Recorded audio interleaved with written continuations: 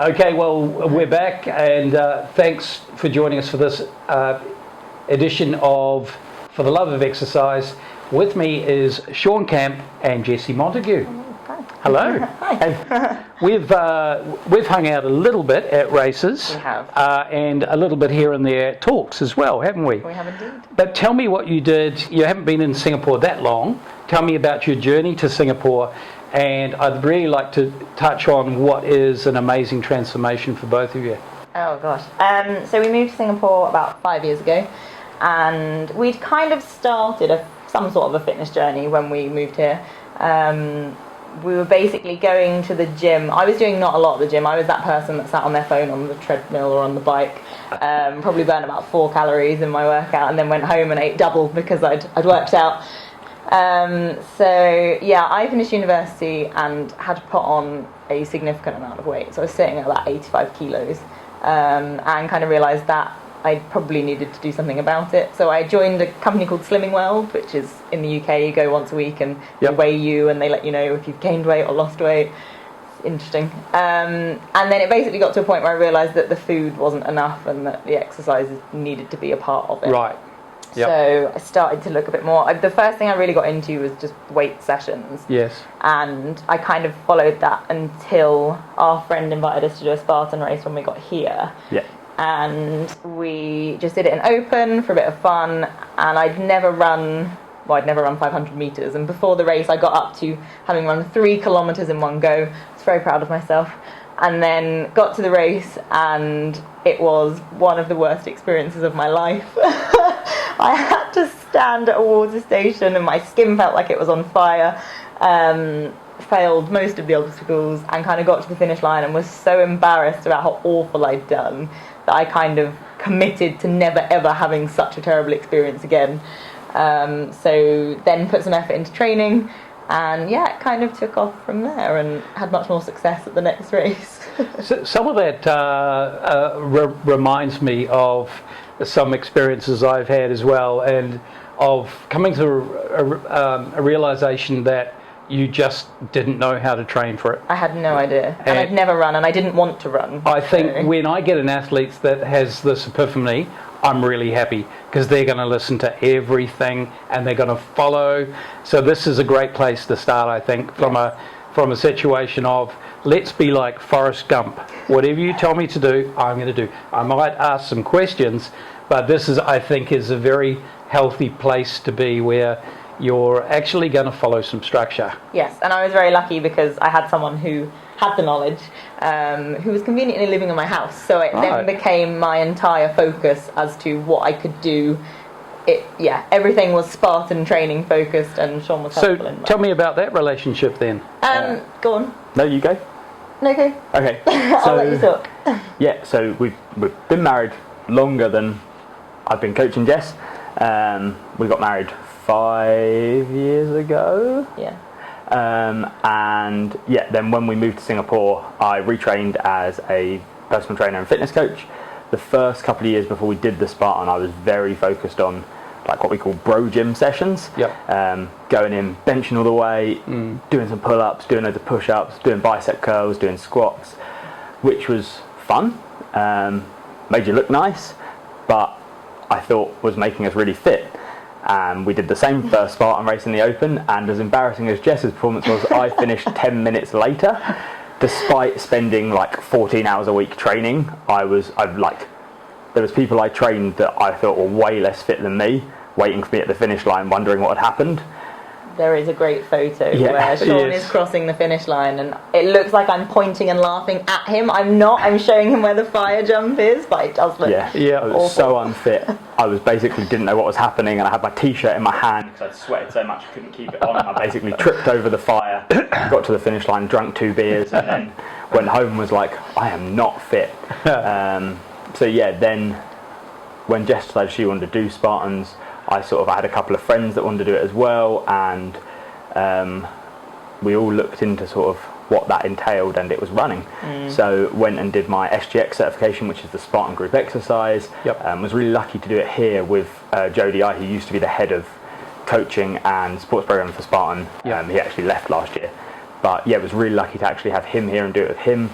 gained loads and loads of knowledge, and then basically it was back to the drawing board, changing all the programming, getting on running programming, functional fitness programming, and not spending 2 hours in the gym doing bench press anymore. Yeah. Isn't it interesting? So we are, Gladys and I, fairly new to Spartan, but we've come from a long period of time with endurance sports, cycling and also triathlon. And 85-86% of your training is strength endurance for those sports, and that really underpins everything that happens next, the quality of the intervals, the VO2 max sessions and so on. But it also builds the necessary capillary densities, pulmonary fitness, all the hormonal response, the air conditioning systems here in this sort of heat that really will predetermine how far you're going to go. Yeah, and we kind of started off the back foot because as children, I think it's fair for me to speak for you, neither of us exercised at all either. So we didn't have that basis of, there were no football matches or cross-country meets. So when we started running here, we really started running for the first time. There's elements that of your transformation that are really kind of like a red brain, blue brain thing. Red brain meaning I must lose weight, and you both had a spectacular weight loss, 47 kilos, Shawn. Yeah. So 47 kilos is a pretty significant sized person here in Asia. Jessie, about 25. 25. Yeah. That's a significant amount of weight. But as you went from that rapid weight loss, a different thought process needed to happen. You needed to train differently, right? You'd had the massive increase and the massive improvement, and now you needed to train a little bit differently. So tell us about that journey, and tell us about any tools or tricks that you discovered along the way. I think for me, because I started with a weight loss company, it became quite fixated on the food. So I got to the point where we did some crazy cuts. We actually had a 2-week period where all we ate was chicken and broccoli, and to this day, Shawn now cannot eat I don't eat broccoli anymore. It took a while for me to realise that it wasn't just about losing weight. And actually, I think what was really nice is that when we started training for the Spartan, I had some purpose to my programming. So rather than just jumping on the scales, you had a plan. I had a plan. I had something I wanted to achieve, whereas before that it had all been, okay, well, I'll just keep losing weight. I'll see how much weight I can lose. But then became quite kind of fixated on weighing myself and have I lost another pound this week? And it was nice to have a flip to that and start thinking about actually the programming and what I wanted to achieve in race form. And isn't it nice, as a part of planning, we identify any gaps and weaknesses. We also embrace the good things that have happened in the journey along the way, but we also start to cut down into small goals. The way of, for me, doing that first chin up, for example, that we were talking about earlier, and breaking that down into small steps and goals. So talk us through some of those little micro movements and micro parts of the plan. What would that look like to you? When we first, I think, finishing that first Spartan race, it was clear that running was a key component. So that became a focus. Kind of even be able to run 5k without stopping was a first goal, and then it built on. I think the thing I really like about running is there's always something you can improve. So you're either improving your pace, or you've gone out and you've run up a hill. Cadence. So there's just running so many gait. things that you can look at. And I had a lot to learn in regards to that. And I think even now, I feel like I've come a long way, but I'm still I'm using muscle oxygen now rather than heart rate, and I think there's still a lot to be learned with that, which is really interesting. I think the thing about Spartan is you've got the running, and then you need to maintain the upper body strength, which we had quite a good base with. So it was kind of ticking that over and focusing on the cardio side of things as a primary goal. It's a very interesting balance because having come from the endurance world where people just burn off their upper bodies in triathlon, right? They've got nothing. In fact, push-ups and chin-ups would be just torture for most triathletes, and you're just losing all that upper body mass. Now, I see the training from a Spartan point of view to be holistically a lot healthier because you're maintaining muscle. And that's very good hormonally, particularly as we get older. That's a great way of maintaining a good hormonal balance in the body, which regulates what happens next. So So that's a bit of an enigma because, and a bit of a dilemma because the more endurance training you do, technically the more muscle you potentially burn off. Tell us about some strategies of maintaining muscle in that whole process. You've had more, because you were very... Yeah, so I was for a long time focused on pure strength and thought, Spartan's got lots of obstacles, I can get by, as long as I can run the distance, I'm stronger than everyone else here, I'll be alright. And then as I started doing it a little bit more competitively, realised it is an endurance sport, but if you can improve your endurance and your aerobic system, that's great, but you can't sacrifice strength in the heavy carries, in upper body obstacles. So it's been about finding ways to train smart. So training with functional fitness, so splitting program into 3 to 4 days of running, and when I'm in the gym still doing some strength work, still getting the heavy deadlifts in, still doing pull-ups, but combining it with high heart rate stuff, so you're prepared as you come to the race. So the best tip for Spartan is to be able to run fast into 10 pull-ups. If you can run, hit a set of pull-ups, do 10, jump down and run straight off, you're in good shape for doing well at a Spartan race.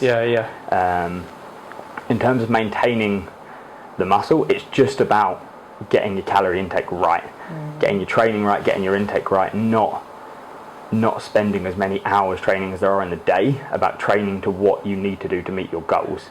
So like we were discussing earlier with triathlon, riding a bike is a lot more time consuming than most Spartan race training. We're both training for 50k ultras in the next couple of weeks, so at the moment our run time is quite high. So we're running 5 days a week and they're long runs, but generally most Spartan races are half marathon distance and shorter. So you only have to dedicate a few hours a week to running and a few hours to the gym, and you can perform fairly well at a race. So that just makes it easier to hold that muscle, because you're not doing 10, 12, 15 hours of cardio a week, you're doing more mixed training.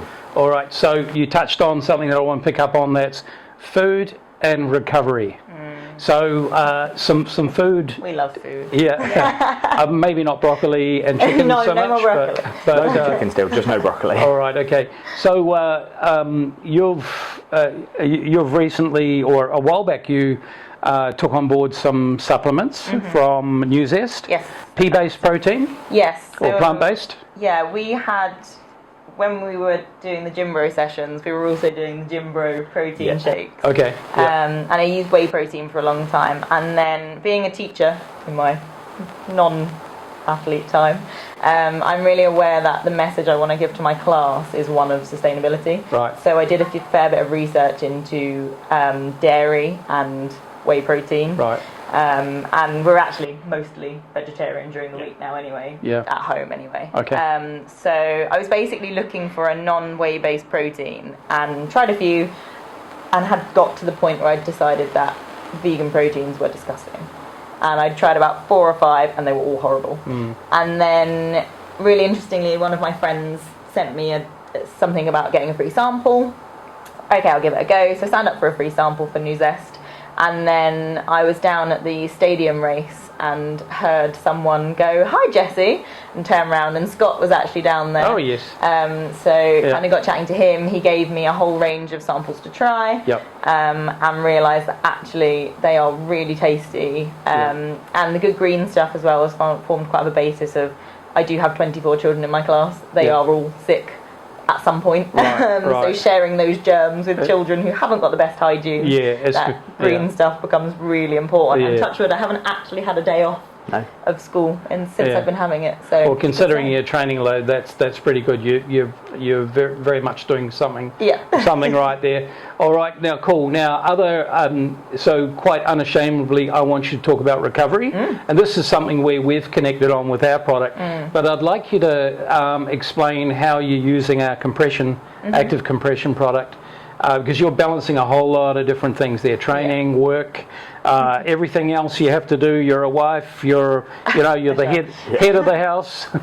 You also, all the other things you're doing as well. So tell us, how you're using the recovery systems to help you to balance the load and come out at the other end healthy? Yeah, well, it was a bit of a journey.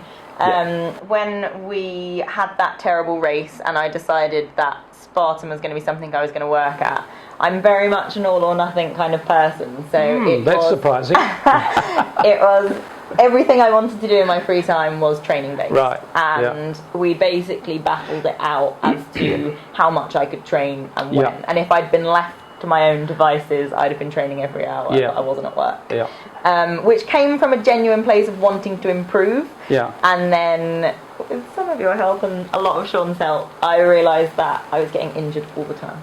And I kind of didn't believe in recovery. I thought it was a bit of an excuse that people bought into to not be training, and had to actually kind of really step back and look at what I was doing and to understand that whole concept of you genuinely do make the gains when your body has the time to rest and process it. It's the compensation phase. Yeah, and training makes you worse, recovery makes you better. And I, just as I survey a lot of the athletes that have come to us over the years, I know that 99% of them couldn't train anymore. 99% of them could recover better. Yeah. And in doing so, they would get the gains faster. And that's where the magic, that's why we do it, right? Yeah. Yeah. And so one product that I really had liked was compression gear. Yes. And so I had a pair of compression leggings that I quite liked. And then we'd seen a few things on social media about the idea of the recovery systems. Obviously came and had a chat with you and tried them out and realised that there was definitely something missing. Kind of do a bit of foam rolling. I go down to the stretch clinic and have a sports massage or an osteo. But there was just that gap of kind of consistent recovery that I was missing. Yes, sure. And I think, I use them every day, twice a day now. So it's fantastic. But it's just, for me, it's something that after about 2 weeks of using them consistently, I couldn't believe how much they improved, my running in particular. So I would find it really hard. I seem to get worse DOMs than anyone. I don't know whether I just moan about them more or... You definitely just moan about them more. Well, my calves in particular get so sore when I'm running. And I basically had reached a plateau where I didn't feel like I could train anymore. I didn't feel like I could ever run 2 days in a row. Right. Because I would wake up the next morning and my legs would hurt so much that the idea of going out and running was just making me really sad. So after about 2 weeks of using the legs, I was doing running a lot more without really realising that I wasn't feeling sore. And then kind of sat down with Shawn in coach mode and was trying to unpick what it was that was allowing me to increase my mileage. And that was the only thing that we'd changed. I want to come back to the coach mode versus husband mode in a minute. It's a very clear split. Yeah, this is good, because that's a very difficult one. But I also wanted to also touch on, just for our viewers, we have a product that significantly influences recovery. Does it replace a sports massage? I would say no. So that sports massage, which is the one that you cry at, and I brought this up on other interviews, is that thing that breaks down scar tissue and gives the muscles a chance to lengthen out. So that's probably a frequency of about once a month. Now you're talking about twice a day. So there are the relative frequencies where you've got something that you can use to daily or even twice a day influence your recovery and ultimately your gains. And we've seen a whole lot of different things happen, like your body's parasympathetic response, where your body's hitting the healing switch and healing faster, and also the whole soft tissue improvement. So you mentioned you felt like you run better. So this is quite a common theme that we hear back from our athletes, that their mobility seems to be better as well, which is all good news. So back to that other topic, husband. When do you wear a hat when it's husband mode, or does Jessie wear the hat, or how does it work? We have a set in place system. So if Jessie wants to talk about training and complain about training and say she's sore and tired, she just does that. If she wants me to say there, pat her on the back, we don't mention it. If she wants coaching, she has to say, "Can I please speak to Coach Shawn?" We have Coach Shawn and husband Shawn. So you invoke the power of Coach Shawn most of the time, being nice and saying the right things. When Coach Shawn comes out, it gets a little bit mean. So talking about overtraining, like there was a period of time where this would be red brain. would it? Yeah. Yeah, red brain? Yeah, Yes. very much. Jess was like, no, I need to train more. Everyone else is going out and running 200 miles a week, and I'm not doing that. And look I at love this to compare top myself. trail runner. Like, she'd be looking at the best trail runner in the world. Like, they train 100 miles a week, and I'd be Yes, like, yeah. they've been running for 10 years. Yes. They've built up to that. How long have you been running? And at some points it'd be like 3 months, 4 Yep, months. yep. You'd be like, yeah. So let's build slowly into that. Yeah. And husband Shawn can be quite mean, and he'll often say to Jessie, It's the voice of reality. yeah, this is what you need to do. I mean, Coach Shawn. Coach Shawn, sorry. Husband Husband Shawn Shawn can is be mean quite mean. too. Yeah. Coach Shawn can be quite mean. Yeah, and I quite often tell you, won't I, like, this is what you need to do. More recently, you're pretty good at now just trusting me. Yeah. That had to come from a lot of times where you wouldn't trust me. You'd get injured, and then you'd be like, oh, I wonder what I've done wrong there. And I'd say, did you rest when I told you to? And you'd say, no. And I'd say, do you maybe think that's what you've done wrong? And then you'd be like, I don't know that you were that friendly about no, it. I was but much okay. meaner and being polite. We have a very specific split, Yeah. which works well. Like, It we've does. not had any problems with it. Yeah, have we? Yeah, that's We good. once had an argument during a CrossFit workout. Yeah. But I got on and did it anyway, so it's fine. Yeah. I just really hated Okay. him in that Yeah. moment. Yeah, I told you to shut up and start rowing. Yeah. It was. So I'd like to touch on one thing you both said, and that's chronic overtraining. So have you ever heard of a book called Tales of a Chronic Overtrainer? I don't know. Well, it's a book that's in my head that I want to write about my training, but I haven't quite written it yet. But When you've done it, I'll buy it. You can feature me in a chapter if you'd like. I think it represents a lot of people that we know, including ourselves at times. Yeah. So why I think this is what I call a crisis of faith, where you don't trust that enough is enough, and where the point of stimulation versus the point of overtraining is. I want to come back to why the muscle oxygen sensor works. This is going to show you exactly where you should be in real time.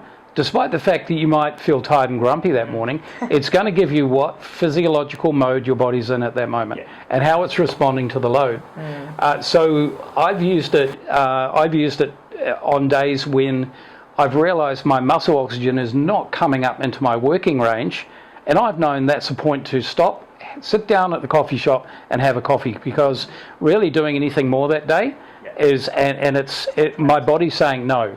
And so I think there's some elements now, some tools like that we can use to really say, you know what, this validates, and sometimes it's not your mind. Your mind can be saying no, but we know that once we get into it, your mind switches, right? But this is your body feeding back based on those parameters. So I think that's really healthy. I think the time I noticed that that was most beneficial to me, is we did 5 weeks at home in the summer. And temperature was obviously vastly different. There's no humidity in the UK. So we had 5 weeks where I was the fastest runner ever. Isn't it amazing when you go into the cooler weather? I was running and I was smashing all kinds of PBs. Yeah. And then got back here and just was looking at my heart rate going, oh my gosh, I'm barely out of a walk and my heart rate is through the roof. This is ridiculous. But having the Human on as well, looking at that, knowing I'm very comfortably in that green range, and actually having, because I was just getting really deflated because my heart was telling me that I was basically beyond threshold. So that was really nice as a tool to be able to trust that a bit more while my body got back into the humidity, and having something that was a bit more reliable.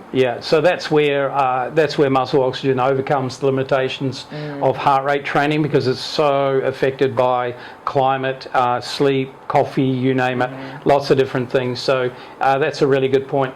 I used to love going back to New Zealand end of year, even though it's so-called summer there, but training in 20 degrees, and I'm going, gosh, I'm just on top of the world here. And I know you guys ran Mount Snowdon a few times too, didn't you? It was awesome. Which looked amazing. Although it was very cold at the top. It looked like it was. It was a lovely run for about 2 or 3k, wasn't it? The And then only it thing became that saved me was my recovery headband. All right. Because we'd got to the top of the mountain. You had like icicles on your beard. Yeah. And we were being blown off the top. So we couldn't actually summit the second time because it was too windy. The train wasn't even going to the top. And I just pulled my recovery system's headband over my ears and we just cracked on. Yeah. It was good. Oh, I'm great that was useful. Now, I'd also like to mention from your pictures of your trip back home, I really want to say hi to your dad and, Hi, Dad. and your mum. And I really love the garden. Yeah, I mean it's a feature, isn't it? Yeah. I want to visit that garden. That's an amazing veggie garden. Yeah. The whole bit, He flowers. was very sweet this year because he was worried it was going to rain, so we actually built a bar at the end of the garden. So we've now got a full built-in Sheltered bar, yeah. Yeah, Very good.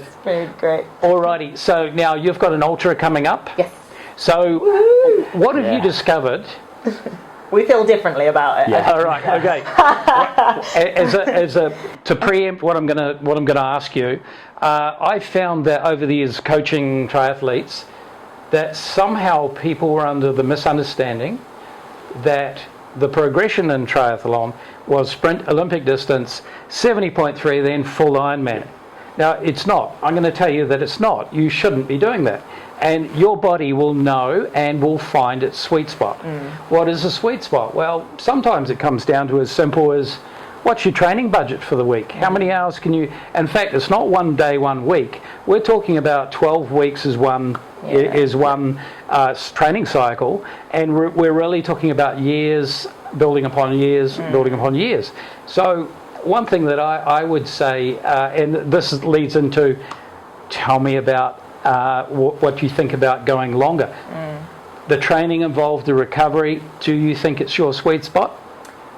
For me, I love running, and I actually did a 50k race. It wasn't a Spartan; it was just a trail race. Yep. 2 weeks ago. You did very well too, didn't you? I did do very well. Yeah, I was tell us, very surprised. what was the result? I actually came third, which I was just hoping to complete it. Yeah. And then I think I got to about the third checkpoint, and I came into the checkpoint, and the lady said, "You're fourth at the minute." Wow. And I was like, "Whoa," because You we were actually. actually second at checkpoint 3. Oh really? Oh okay. And so this was a 5-6 hour race, wasn't it? It took me 8 hours. 8 hours. And 6 minutes. The Yeah. first place came in 7.5 hours, but Yep. she set a course record, so that Wow. was amazing. Yeah. Yeah, but it was all through Kota Kinabalu. Yep. Oh, and actually, if you're looking for a 50k ultra, it's called the most beautiful trail. It's a lovely part of the world, isn't it? It's a lovely part of the world. And I think for me, I absolutely love the race. I've decided I'm going to do more ultras when I'm older. Right. Because at the minute, as much as I love them, and I really do like the training, trying to fit in 20, 30k midweek after work Yeah. isn't practical. Yeah. So it's not just the training time, it's the recovery time as well. Because you're actually, there's a knock-on effect of how long it takes you to recover. And nobody likes it when somebody else falls asleep on date night. Or at work. Exactly. A nap under the desk isn't possible when you've got how many kids 24. in the class? Yeah, okay. They'd notice. You seriously have to be on your game. So that's a very interesting observation from you. And isn't it also interesting what happens in an 8-hour race versus a 2-hour race? Different things that you never anticipated, perhaps. Very interesting. What sort of things did you discover? I discovered that I have the ability to play a lot of games in my head. The last 2 kilometres of the race was vertical. At one point it took me about 20 minutes to cover 200 metres, and I looked down, I thought my watch was actually broken. It wasn't broken. But I actually felt like my mental game was very strong, which was really reassuring. Not surprising to me. But with the Spartan Ultra coming up, that was quite nice to actually feel in that moment that I was kind of, I didn't really ever have any negative thoughts. I was ticking things over, and but things like transitions, 2-hour races, you don't need to worry about refueling. So it was tricky because I kept seeing people come into the transitions and not stopping, and I decided, because I wanted to just finish, and I'd never done that distance before, I'd made a pact with myself that I would always stop and refill everything I had. And then the second checkpoint, a couple of women came in and just ran straight out, and I really wanted to just chase them. And I had to kind of stop and refill my water, top up my tailwind. And where do all those women come? Behind me, but that's not kind. So I think just trusting the process. And actually it's really interesting because in a 2-hour race I'm very aware of my competition, whereas during my hike up this, what I felt like was a never-ending mountain, I decided that if anyone could get in front of me right now, Good luck. Good luck to them. They really deserved that, and I didn't care if I came last because I was just going to keep moving. It's a very honest moment in time, and so you seem to have a great strategy for dealing with the dark places of races, and the longer you go, the more often they will come up. But what I also liked about what you said is the whole patience. You knew you were not going to win it or do well in the first hour alone.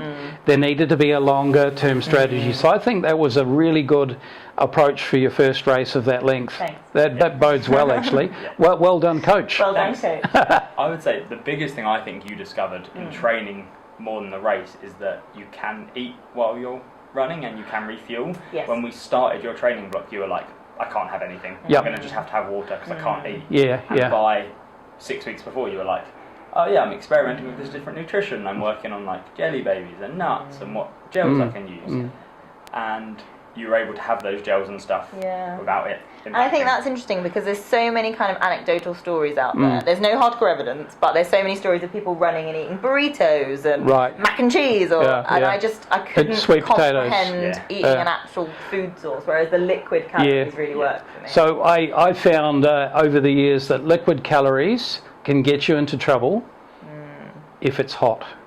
Okay. So I've done a race in China where it was 45, and your stomach's hypersensitive, and this can be a personal response as well. And overloading on liquid was a big problem, where the body's going to trauma. The stomach shuts down because of the heat. Stomach shuts down because you're trying to consume a whole lot of liquid. It just gets worse. Whereas in colder climates, taking on board solid food or even liquids, there may be less gut stress than in the hot climate. And I also found, of course, trying to consume calories in a short race where you're going flat out, very difficult. You also don't when you need to, do you? You don't. So you also discovered that your body, you didn't even feel hungry after that race. It was very strange. Isn't that amazing? I was quite disappointed. I had visions of sitting in my hotel room with a feast. And we got back to the hotel and we were like, should we just go to bed? But then I couldn't sleep anyway. Right. So I ended up just sat there like... So I would say you got it right. And that's a great sign that you were really topping up as you went. And I reckon that's a great job. Yeah. What was the temperature, by the way, just out of interest? Hot.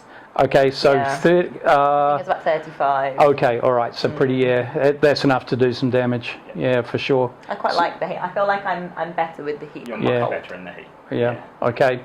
All right. What does next year look like? Next year, good question. We've got a few races left this year. Yep. So, like Shawn said, we've got a 50 coming up. And then... that's in Malaysia, right? in Sarawak. Yeah. Sarawak. It's really interesting. It's actually in the exact location that I take my children on their school trip. Oh, really? I'm really excited to go and see it in a very different way. Oh, yeah. Oh, that's good. That's good. And then next year, in an ideal world, the aim is to hit the Spartan series. Right. At the minute, we don't know the dates for that. So 20th of February in Vietnam? Yes. Ho somewhere Chi around Minh? there. Yeah. I think it's a little bit early. 20th, yeah, we'll be there. Oh, okay. It's already in our we'll calendar. see you there. We've been invited. Well, that race I'm particularly excited about because my mum and so one of my sisters and my brother and her husband are here. Okay. So they're coming over with us. Very and I'm nice. going to run this kids race with my brother. So Yeah. I'm very excited. Well, we'll be there with our Vietnam partner, the Endurance Academy, and we'll be manning the recovery area at the end of the race. That'll be good. Yeah. And also, now, you mentioned earlier, I want to just take a moment to go back to a point. You're always aware of where your competitors are. Now, you know who they are because you train with them. I do. Yeah, so I think that's a really cool thing about Spartan because you're training with Alona, Eunice, Lucy, Bex, Emily. Yep. There's a whole lovely and many others. Yep. I didn't want to. And all the boys. Yeah, I didn't want to miss any names out. So sorry if I didn't name you. But what I'm trying to illustrate there is it's a really nice community where it's competition. You're helping each other at training. Yeah. We didn't mention Vivian. Of course, who's a really quick runner. She is nippy. And yet the whole sport of Spartan is about load balancing between everything you need to do because, as Shawn mentioned, it's one thing being the strongest person there. It's another thing having to run, and so everyone has something that they're not good at that they have to mitigate and so on. So I see that community really supporting each other in the journey of eliminating your weaknesses and enhancing your strengths as well. It's great. And it's cool, even just, I went for a trail run this morning, and just seeing people as I'm running around McRitchie in Spartan stuff, give you a wave or a high five as you're going past. Yeah, that's nice. It's so nice to be a part. Now, you weren't tempted to look them up on Strava afterwards to see what pace they were running? No, I hadn't actually thought That's of that. good. All right. Probably faster than me. One thing that I've encouraged people not to do is, so folks that are on our Human Muscle Oxygen chat group, where Jessie posts her training, I say to them, please do not copy this. I come with a health warning. Yeah, so I know that Jessie's at a point in her training that other people are not. You should not directly compare in one sense, but also I know that you have a very high threshold. So I also have to be aware of that myself, though, because I look at the elite girls in America and they post, Spartan are quite good at kind of posting what they're doing. Yes, yeah. And again, Shawn said, when I started looking into ultra running, some of the programs were recommending kind of 100, 150k a week. I cannot hit that at the minute. Well, you can't hit that in the humidity. You can hit it in a colder climate, but you can't hit it here. You can physically hit it with time. Running every morning in the dark, every night in the dark. Exactly. Just for it. Even the elite marathon runners who are going to SEA Games are probably doing less than 150k a week here, and that's the reality of the conditions. But I'd also say, from a training point of view, that whole community, I've always felt as a coach, I've always felt that it's good to have a plus, a minus, and an equals. Okay. So a plus is someone who's a bit ahead of you, and it might be in one thing. It might be chin-ups. Oh, well, they like Eunice, and Eunice could walk around. Biceps are ahead of me. She's my plus. she could walk around on her arms, I think. And so having someone who's a plus, someone who is an equal. In other words, overall, or even in one thing, they're about an equal, becomes a measuring point for you. And someone who's a minus, because I think in order to go forward as an athlete, you need to reach back and help someone else forward. 100%. Yeah, reach back. And this is a good concept. It's a kind of a law of giving. So I think that's kind of a healthy balance as well across the board. That's what I really like about Instagram, is that you get people kind of reaching out who are possibly doing their first Spartan, and that's why we're really lucky being ambassadors, is people do genuinely kind of... I had to realise that people were interested in what I had to say, because I think, I'm quite boring, there's nothing I can offer. But yeah, it's nice to share tips and get tips from other people, but also just to be able to chat about training and stuff. Yeah, no, that is right. And we tend to forget that you've come such a long way, and you forget, until you have another bad race, which I think is not the end of the world, by the way. No. I've always learnt far more from a bad race than a good race. It's important to cross the finish line. That is a definite lesson we've learned, isn't it? No, because I know to cross the finish line. And don't trip over the fire. Which I have done several times. I can imagine what that feels like at the end of a race. 50-50 on good race. I do one race and I'm like, yes, I've done everything perfectly, and then the next race I show up and I'm like, oh right, I've trodden on my spear rope, and then I've not realised I didn't have hold of the thing on the multi-rig, and fall on my face, and I'm doing burpees again. You love that. Yeah, really like burpees. Not something I train, not something I'm good at. Yeah, but that's a horrible... As a coach, though, something horrible you recommend exercise. people to train. Everyone else do burpees. Do what I say, not what I do. Yeah. Yes. So I've seen, Jessie, I've seen your muscle oxygen a graph after doing 5 minutes of burpees. Yeah, if you ever want to deplete your muscle oxygen within 5 minutes, do 5 minutes of burpees. Yeah, okay. I think that's probably something for people to work up. I think 30 seconds is a good start, maybe even 15, but it's a good... What is genuinely good, though, is to do 5 minutes of burpees and see how many you can do, and try and up there that we number. go. There's 5 minutes slow burpees, keep a nice even pace, just seeing how many you can build, and then when you get there, it's a good try and hit progress. high numbers. Yeah.